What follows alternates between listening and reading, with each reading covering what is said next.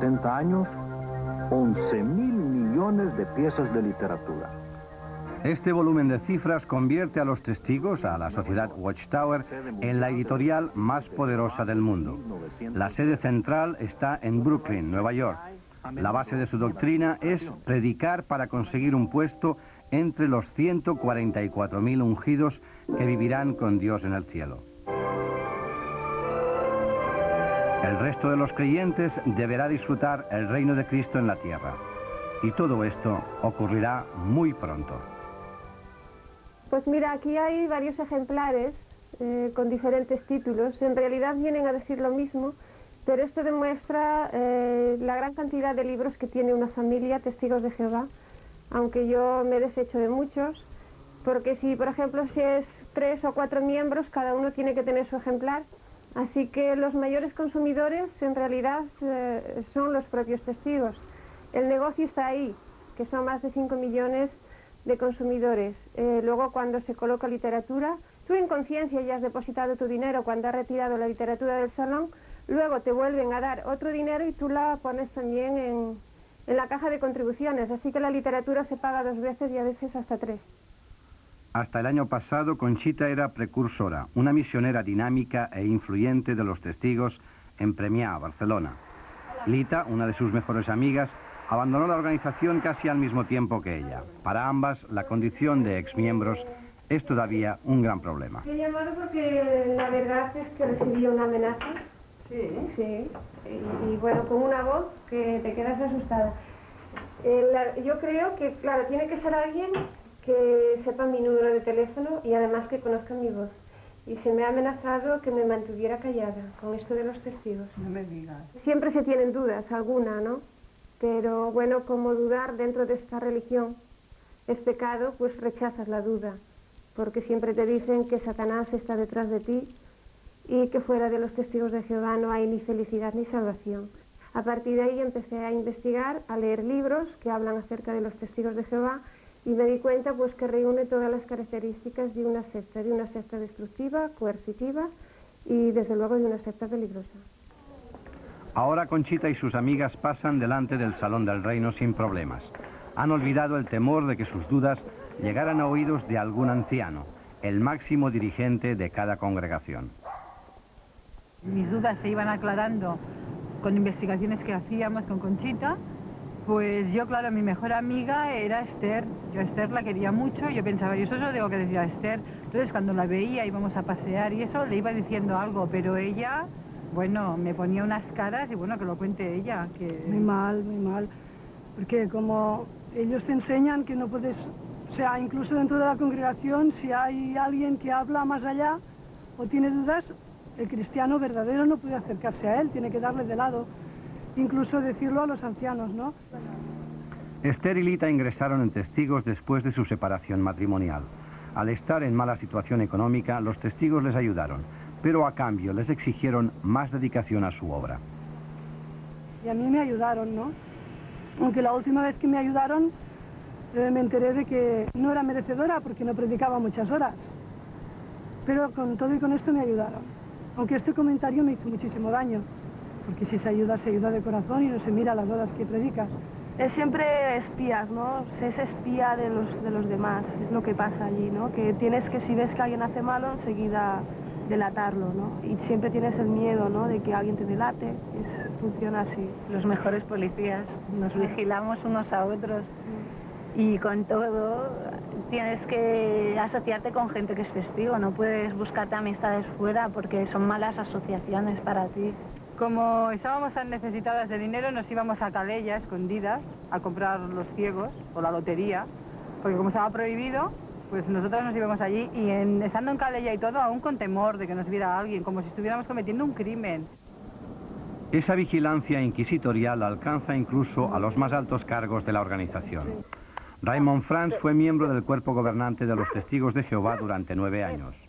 Los miembros del cuerpo gobernante constituyen parte del llamado esclavo fiel y discreto, el intermediario directo entre Jehová y los testigos de a pie. Franz fue expulsado por una simple cena con un amigo ex testigo. En este libro, Franz cuenta por qué dejó de creer en la organización. Para los testigos, el criterio para juzgar cada cosa. No es la Biblia, no es realmente Dios o Cristo, sino es la misma organización.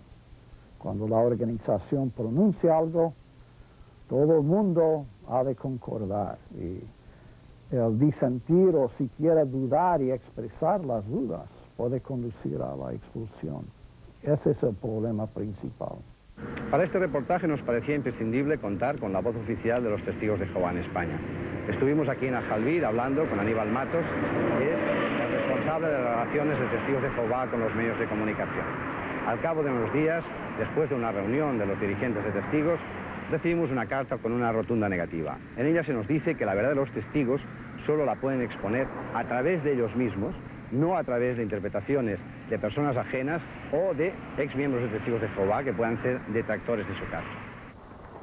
Hola, buenos días. Forzados por esta negativa, entrevistamos a los testigos en plena calle, o bien utilizando alguna excusa para obtener opiniones sobre su doctrina. Una táctica que no siempre fue eficaz. No te lo puedo decir, porque no son pensamientos ahora para hablar ahora, ¿eh? Si tú personalmente quieres hablar, yo con mucho gusto nos gustaría. Hay mucha gente que no acaba de entender, bueno, si ya no tenéis que hacer servicio de armas, ¿por qué no se acepta el servicio sustitutorio? Yo honestamente pensaba que el propósito de esta entrevista era hablar del proyecto de construcción del Salón del Reino, así que sobre ese particular no tengo que hacer ningún comentario.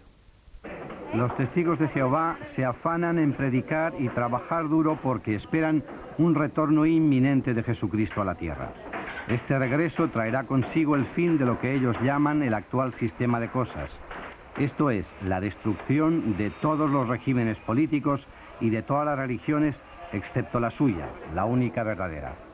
Desde su fundación en el siglo XIX, los testigos han profetizado el fin del mundo actual en varias ocasiones. 1874. Jesucristo regresa a la tierra para reinar, pero de forma invisible. 1914. Se anuncia el fin. Como no llega, se aduce un error de cálculo y se pospone a 1915. El fin tampoco llega. 1925. Ahora la certeza del fin del mundo es tan grande que los testigos construyen una mansión en California para los antiguos patriarcas de la Biblia, Abraham, Isaac, Jacob, y ponen la propiedad a su nombre porque van a resucitar ese año. Y el problema para mí no es que haya errores, todos cometemos errores, yo cometo errores, pero la cosa es que vinculan el nombre de Dios a esas fechas y conectan a Dios con esas predicciones.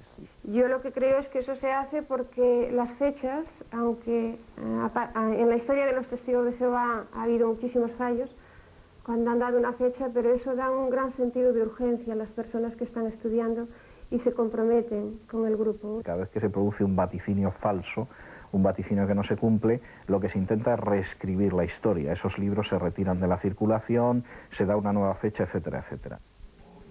César Vidal Manzanares es catedrático de Historia Antigua y domina el griego, el hebreo y el arameo, entre otras lenguas.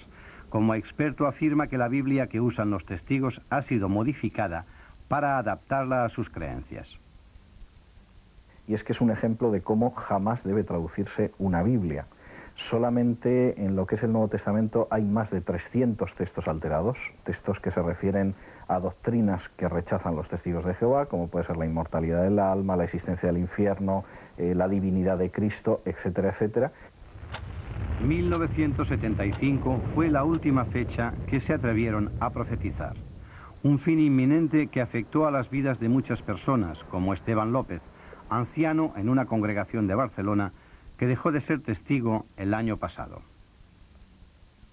Y esto pues lo que hizo fue que se acumularan alimentos que cuando pasó la fecha pues nada, se echaron a perder y se tuvo que muchos testigos habían modificado su vida, habían dejado de estudiar, habían rechazado trabajos, se habían vendido incluso sus posesiones para dedicarse más a la obra de predicar. Mi madre pues es la que me hacía más hincapié en que bueno, pues que no me preocupara si se tenía que pagar muchas letras y esto, porque como en el 75 pues vendría el fin seguramente, pues que que no me preocupase. En fin, ellos lo tenían muy claro que en el 75 pasaría algo. Para ellos el fin, aunque ahora lo niegan, claro. ¿Pero significaba algo concreto esa fecha? No, concreto para que venga el fin, no. Lo que pasa es que como tenemos tantísimas ganas de que las soluciones vengan aquí a la Tierra, pues lógicamente para nosotros, pues sí, dices, tenemos tantas ganas que quisiéramos que fuera hoy mismo. Los bandazos doctrinales de los testigos de Jehová no se limitan a las profecías. Hasta los años 30 la cruz era su distintivo, un símbolo que ahora han abandonado porque dicen que Jesús murió en un madero. La verdad es como la luz de la aurora, va en aumento progresivo y consecuentemente entonces notamos, según el estudio profundo de las Escrituras, que Jesús murió empalado, no en una cruz. Ahora dicen que la Navidad es una fiesta pagana, pero ellos la celebraron al menos hasta 1926, como se ve en la foto. Este edificio de Barcelona era la central de los testigos en España hasta 1983. Ahora sus 100.000 miembros disponen de un gran centro cerca de Madrid que ha costado cientos de millones. Sin embargo, no hacen obras sociales. Se limitan a predicar y oficialmente se desaconseja a sus seguidores que den limosna. Tenía que dedicar su tiempo, si por ejemplo se había dedicado a visitar a alguna persona anciana de una manera regular para hacerle compañía, este es un caso que yo conozco personalmente, pues se le llamó la atención porque ese tiempo se lo estaba robando de servicio a Dios. Los miembros liberados de la organización en España son unos 300. Viven aquí, en el Betel o Casa de Dios. Igual que sus compañeros de la central en Estados Unidos, habitan en un mundo aparte, donde todo está resuelto. En el Betel viven, trabajan y mueren. Tienen sus necesidades básicas cubiertas, pero no perciben sueldo ni jubilación. Solo reciben algo para pequeños gastos personales. Para ahorrar en la compra de víveres, la sociedad tiene sus propias haciendas. Ellos quieren retener el personal que existe. De hecho, casi se asusta el individuo con la misma idea, la mera idea de salir. Se ve como una cosa dificilísima salir. Pero se puede decir que hasta el momento en que empezó esta crisis de conciencia fui feliz. Es normal que la persona que cree que realmente está en un grupo privilegiado, escogido, se sienta feliz. Es normal que también la persona que cree que posee no la verdad, sino la verdad absoluta, se considere feliz. Y yo puedo decir que mientras pensé de esa manera también lo fui. Rosa, Sara y Ángel experimentaron una gran sensación de inseguridad al abandonar la organización. Ahora cada semana se reúnen para estudiar la Biblia libremente. Esto les ayuda. Cuando uno hace esto, realmente se da cuenta de que hay una contradicción bastante grande entre lo que la Biblia dice y lo que la organización dice. Pues se puede decir que se crea en el testigo de Jehová, como se creó en mi caso, un estado de fuerte angustia emocional y confusión. Con dudas o sin ellas, los testigos se ven obligados a predicar por mandato divino. Jesús lo dijo así, que fuéramos a predicar de dos en dos. Si va uno, no pasa nada, porque todo lo que vamos a decir se basa en la Biblia. Para impulsar y controlar a los predicadores, la organización les obliga a rellenar un sinfín de impresos sobre las visitas y los resultados obtenidos. Así también controlan a sus clientes potenciales. Además, reciben el adiestramiento adecuado. El tema de conversación, cómo introducirte, cómo captar el interés de la persona, cómo mostrarle o dejarle una revista que la persona la toque en sus manos. Y realmente algo que esa persona puede ser acerca de una enfermedad, puede ser acerca de la falta de trabajo. La presión de la sociedad Watchtower sobre los testigos se ejerce también en el terreno inmobiliario. La cúpula dirigente les estimula para tener los salones del reino en propiedad, que no sean de alquiler. Cada congregación los sufraga de su propio bolsillo. Los gastos los ha afrontado la congregación local mediante las contribuciones voluntarias de todos sus miembros. Para incrementar un poquito el fondo de la congregación para abordar este proyecto, pues hemos ido a trabajar varios fines de semana durante 3 años a un rotativo madrileño de tirada nacional, embuchando publicidad en los periódicos de fin de semana. Sí, el problema de las propiedades en general, estamos hablando de salones del reino, bienes raíces, etcétera, etcétera, Es un problema que está muy bien concebido por la sociedad Watchtower. No existe ninguna autonomía entre los grupos nacionales diversos que tengan realmente esa propiedad, sino que finalmente todas las propiedades convergen en la central de Nueva York. La potencia económica de la Watchtower le ha permitido construir una pequeña ciudad solo para testigos en Paterson, cerca de Nueva York. También tienen un gran centro para formar a sus predicadores. Sin embargo, los testigos desaconsejan los estudios llamados mundanos, especialmente los universitarios. En 1969 se les decía a los jóvenes, ¿para qué estudiar si el fin está tan cerca? Para mí los testigos era muy importante, pues preferí dedicarme más a un servicio a Dios. Y pensaba que a lo mejor en un futuro podría estudiar. Pero nos encontramos con que en la congregación pues nos empezó a considerar poco espirituales, hermanos supuestamente más espirituales, les decían a mis hijos, pasando por alto la autoridad paternal, que tenían que dejar los estudios. Entonces fueron muchas presiones, ¿no? Mis hijos pasaron muchas presiones. Los testigos no prohíben nada en absoluto. Quien prohíbe, si acaso, es Dios, Jehová. Y consecuentemente, si uno está educado por una conciencia enseñada por Dios en las Escrituras, cada uno tiene que resolver según su conciencia. Dos prohibiciones bien conocidas caen también sobre los testigos: las transfusiones de sangre y el servicio militar. La objeción de conciencia no consiste tan solo en no hacer la mili. Hasta ahora prohíben el servicio social sustitutorio sin ninguna explicación satisfactoria. Yo no podía convencer a un juez de algo de lo cual yo no estaba convencido. Pero una y otra vez, la única respuesta que se me dio es que esto era una norma de la organización y que si yo aceptaba esta prestación sería expulsado de la organización. Nadie nos impone de decir tienes que hacer esto o tienes que hacer esto o esto no lo hagas. No. O sea que es libre, la decisión de hacer el servicio militar, sustitutorio. Es libre siempre y cuando Dios, tal y como Dios lo está diciendo, para nosotros es una orden. También es una orden oponerse a las transfusiones de sangre que, pese a los avances de la técnica quirúrgica, son imprescindibles en ocasiones para evitar la muerte. Son imprescindibles las transfusiones de sangre quizá en las urgencias, sobre todo traumatológicas, politraumatizados. En estos casos es imposible recurrir a este tipo de tecnología y es imposible recurrir a una intervención sin sangre. Lo que la mayoría de los testigos de Jehová ignoran acerca del tema de las transfusiones de sangre, pues es que, por ejemplo, a principios de este siglo, algunas de sus publicaciones alababan las transfusiones de sangre y alababan a los donantes de sangre, y que realmente esa prohibición es una prohibición que ha sido cambiante en la historia de los testigos de Jehová, como la referente a los trasplantes, y que no aparece por lo menos hasta los años 30 de este siglo.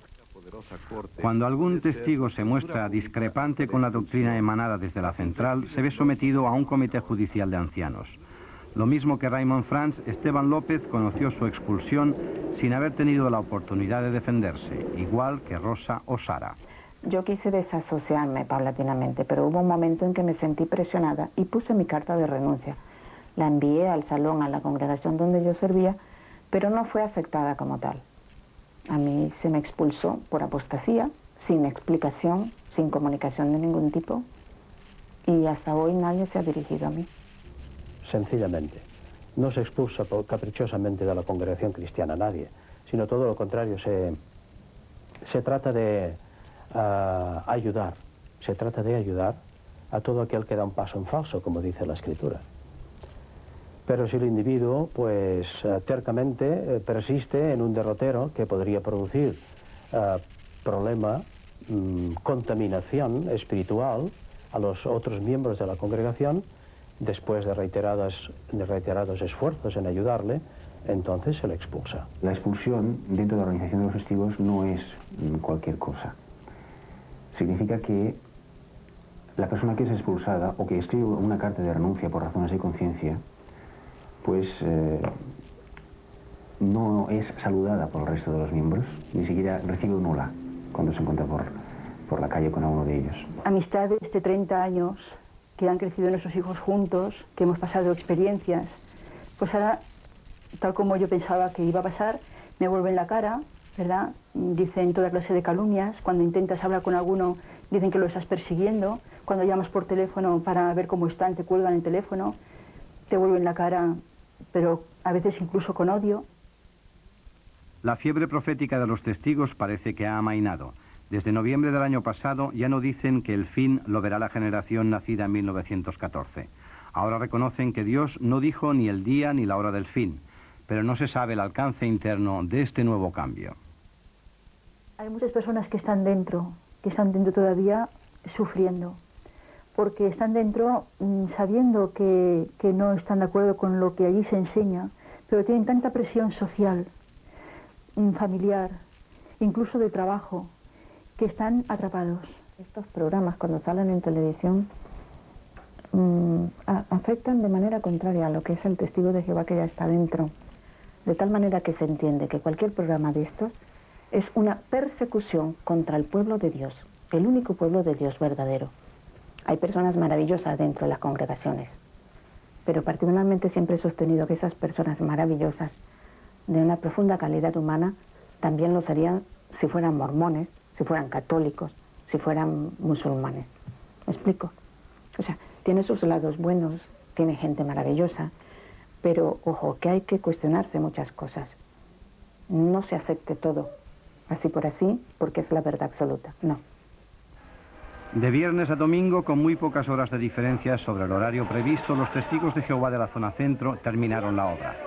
Un salón del reino con las puertas abiertas a todos, salvo para la discusión pública de sus contradicciones, igual que se cierran a cualquier hermano suyo que haya dejado de creer al 100% en sus doctrinas. Hoy terminaremos con una primicia. Según se desprende de la investigación hecha por nuestro programa, muy pronto los testigos de Jehová en edad militar podrán realizar el servicio social sustitutorio. Este nuevo giro doctrinal se registra en la atalaya del próximo mes de mayo. Raymond Franz lo propuso hace 16 años. Durante este periodo de tiempo, miles de jóvenes de todo el mundo han sufrido juicios y han pagado con la cárcel una prohibición que ahora es levantada sin grandes explicaciones. La semana que viene les contaremos más cosas aquí, en la 2. Buenas noches.